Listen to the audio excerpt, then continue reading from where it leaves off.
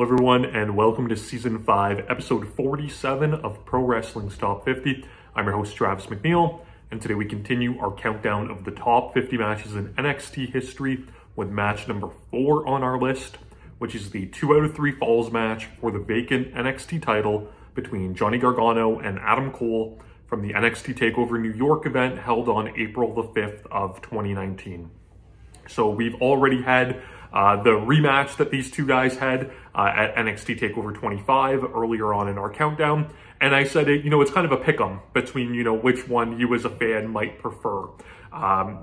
This match goes a little bit longer. It's got the 2 out of 3 falls stipulation to it. And I do feel that the TakeOver 25 match is a lot more compact. And I made the comparison and I said, it's kind of sacrilegious, but, that's basically the Wrestle War 89 match to, the Clash 6 Raging Cajun that this match is, to compare them to Flair and Steamboat. It's, whichever one you prefer. This match takes the cake for me because of the overall story told throughout it and the climax of Johnny Gargano finally winning the NXT Championship. I think they do an incredible job in this match with having Gargano as, just this ultimate baby face that, overcomes the odds of the heel and finally, claims his throne at the top of NXT, although he would only have it, for a couple short months, as we talked about, in the video of their rematch. So it's, whatever works best for you. I do think this match, in a way, is kind of the male version of the Bayley and Sasha Banks match from NXT TakeOver Brooklyn. And simply what I mean by that is there is no blurring of the lines in this match at all. You have a wrestler that is a clear heel. You have a wrestler that is a clear face. You have the heel wrestler that, can be perceived as cool and, certainly has his fan base. But on this night, it truly felt like every person, in that arena and, watching at home were behind Johnny Gargano, willing him to win the title, creating just this excellent feeling and this excellent moment of, a babyface winning the title, which really to me is what professional wrestling is all about. My absolute favorite wrestling moment of all time, if you know me, this is it, is when Ron Simmons beat Big Van Vader for the WCW World Championship in Baltimore. And that one, kid comes running down the aisles up to the guardrail and is just so elated and overjoyed with what happened. And he's jumping up and down at the, on the guardrail. I've been watching wrestling 30 plus years. I've been in this for the long haul. And there's certainly been points at various stages where, I've felt like giving up and I've thought, like maybe wrestling isn't for me anymore. Maybe I'd, outgrown it like my parents thought I would, in my infancy, right? But I watched that clip and it makes me remember. And this is a match that, the ending, it is, not to that level, but, it's a powerful ending as well. And it's also a helpful reminder as to why wrestling can be so great and why, sickos like me stick around for as long as we do.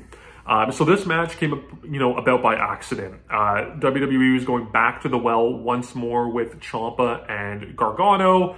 Ciampa was the NXT champion. They did this convoluted kind of story where Gargano had turned heel and I guess baited Ciampa into a DIY reunion, only to then turn on him.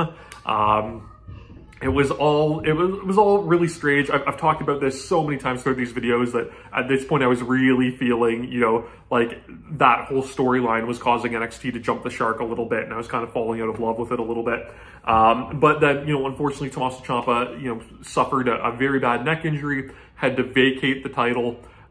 Johnny Gargano was the #1 contender, so he was a lock for that title match.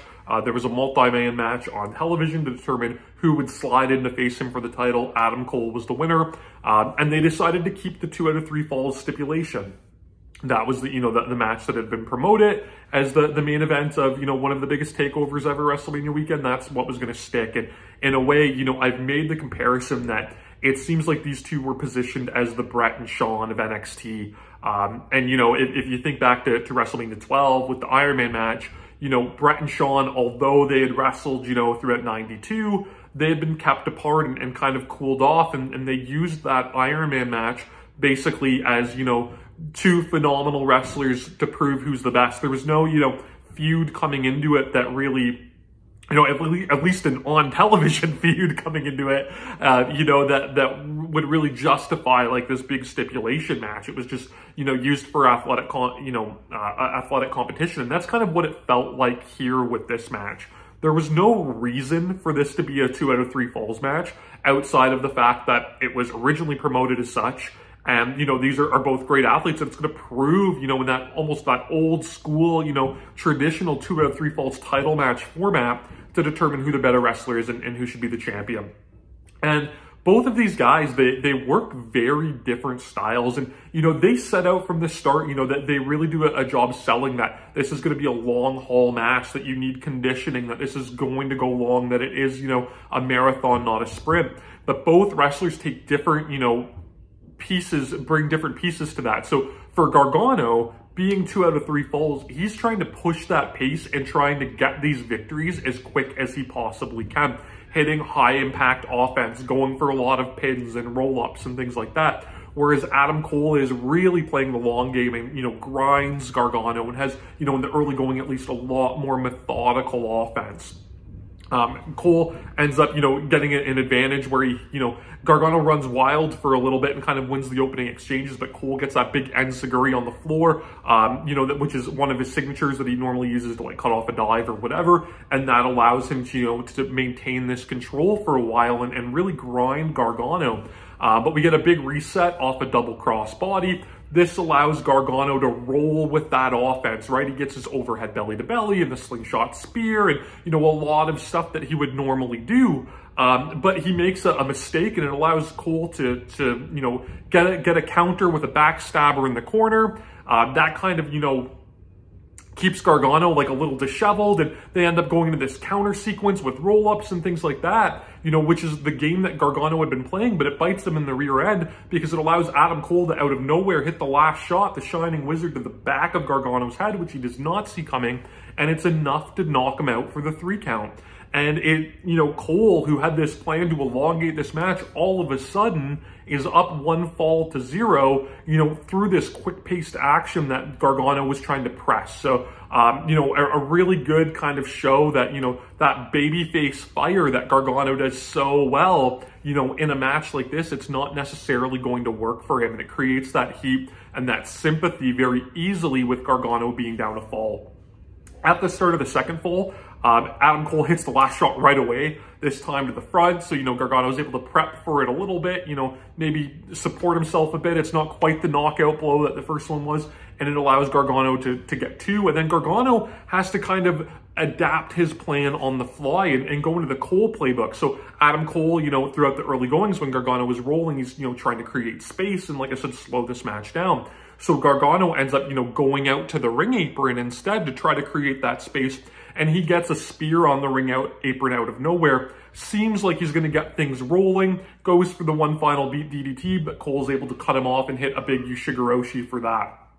And Adam Cole at this point seems like he maybe has the match in the bag, and he goes for broke, and he goes for the Panama Destroyer, right? The Canadian Destroyer off the top rope, which would be, you know, absolutely insane. And Gargano, again, you know, having to pull these different aspects, you know, of his wrestling style and his career into formulating this on-the-fly game plan for this match. He goes into the partner playbook, right? He goes to the Tommaso Ciampa moveset, and he counters the Panama Destroyer off the top into an air raid crash off the top, you know, a Ciampa staple. That only gets him 2, and that's something, you know, from this match forward, we would really see a lot of that where Gargano would borrow this offense from Ciampa, especially while he was out for his injury. We end up going back to the ring apron, and Adam Cole, you know, gets a counter and tries for the Death Valley Driver on the apron, which is a move he does pretty frequently. And Gargano counters that and gets the one final beat onto the apron. Sick bump. Cole is knocked out on the floor, and this seems like the perfect opportunity for Gargano to tie it up via a countout.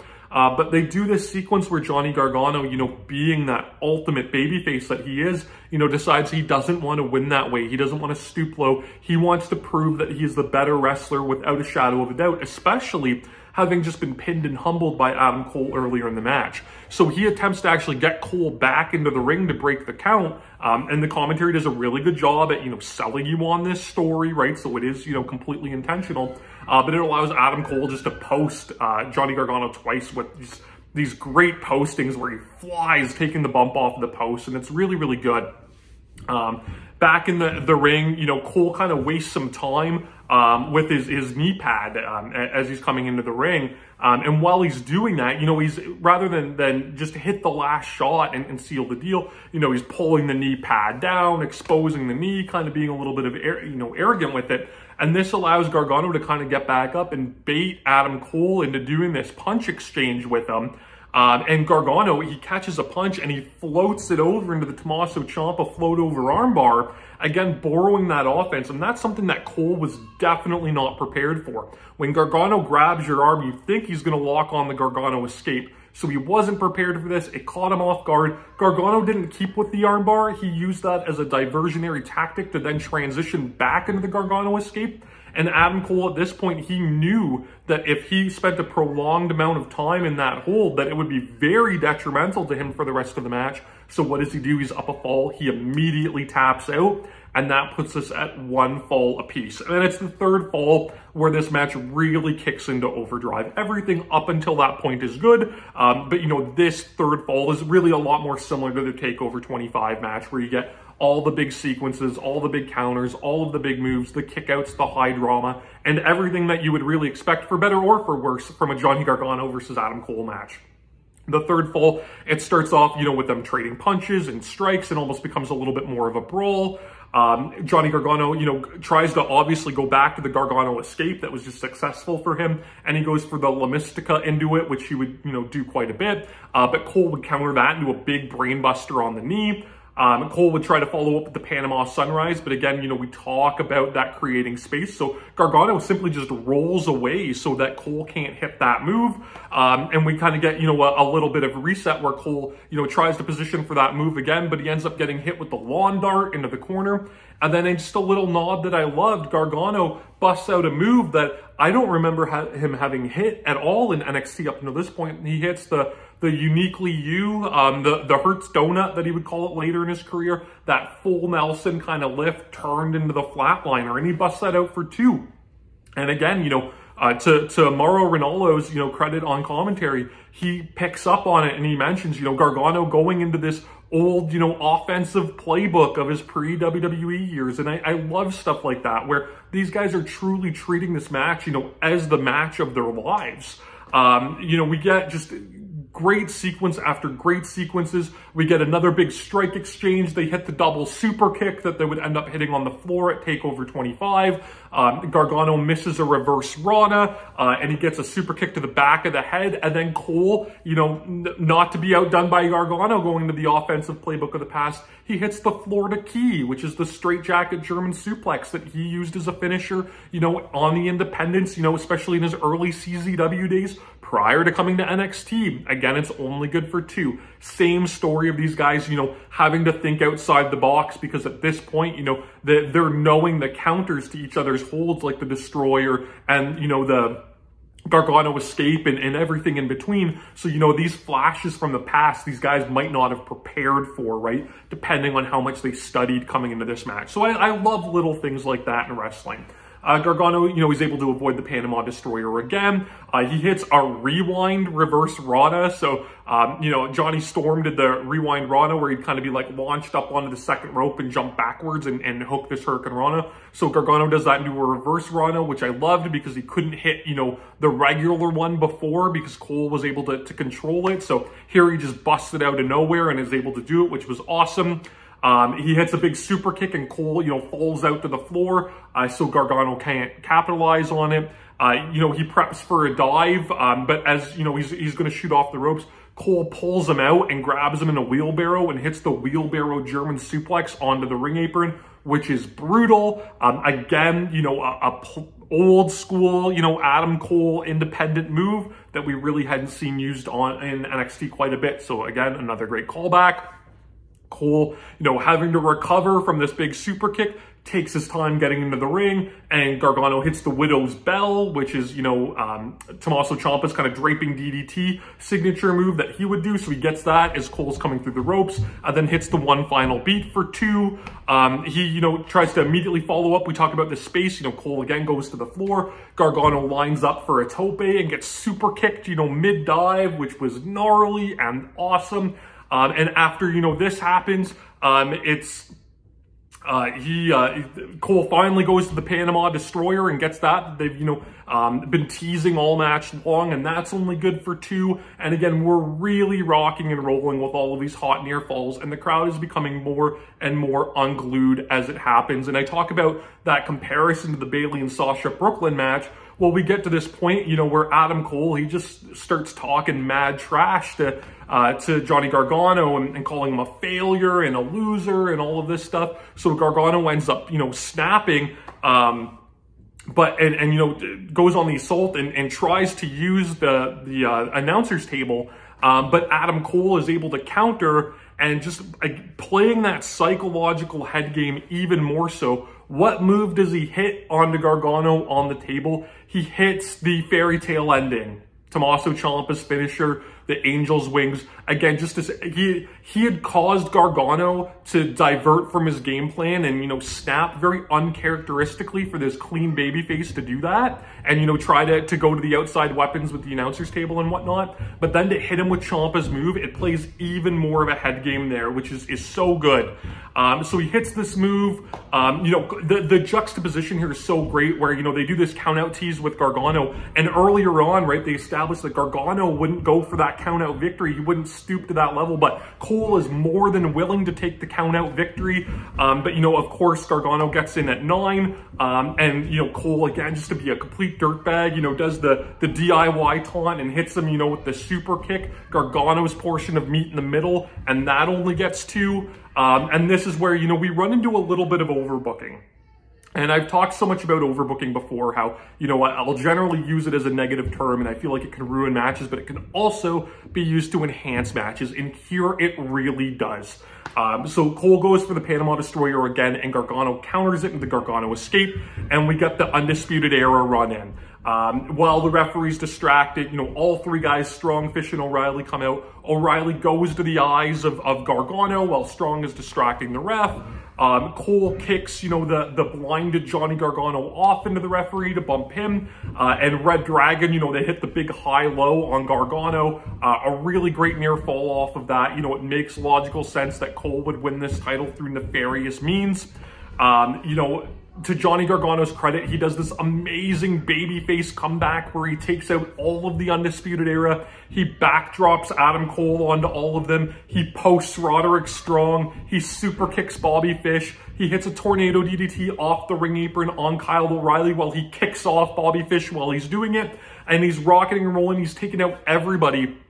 And they do this amazing, pull the rug out from underneath him near fall where he runs back into the ring and runs right into a super kick from Adam Cole. Another super kick to the back of the head. The last shot to the back of the head, the one that got Cole the initial fall. And Gargano kicks out at 2. And at this point, the crowd is absolutely nuclear in the Barclays Center. That this was a near fall. It wasn't the finish. They want Gargano to win so bad. And our actual finish here is just lovely where, Cole goes for that, last shot, that real last shot that he thinks will be the nail in the coffin for Gargano to the back of the head again. Gargano is able to duck through. Cole's in perfect position, and Gargano locks him in the Gargano escape, but it's such a labored way. He basically has to muscle him into this move.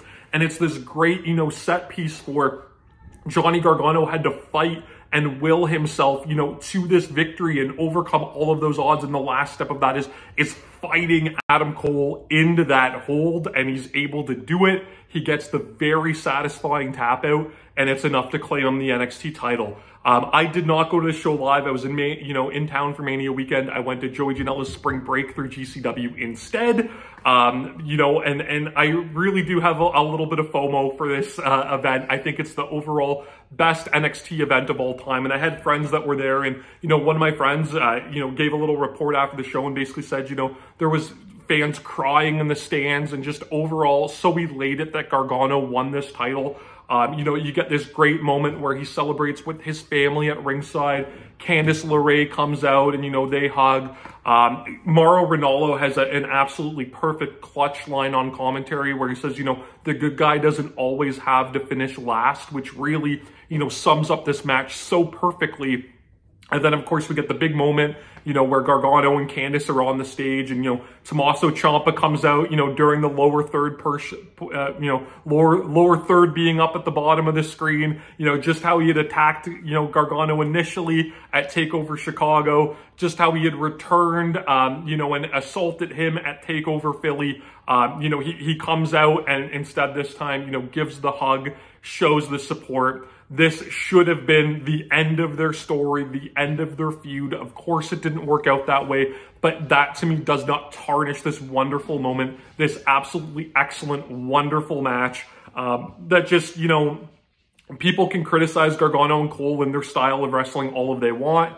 I think, when it's right, and this match is right. It's a wonderfully crafted, engaging story that leads to this excellent moment where the wrestler you want to win wins. And I think there's nothing better in professional wrestling than that. And it therefore makes it one of the best NXT matches of all time.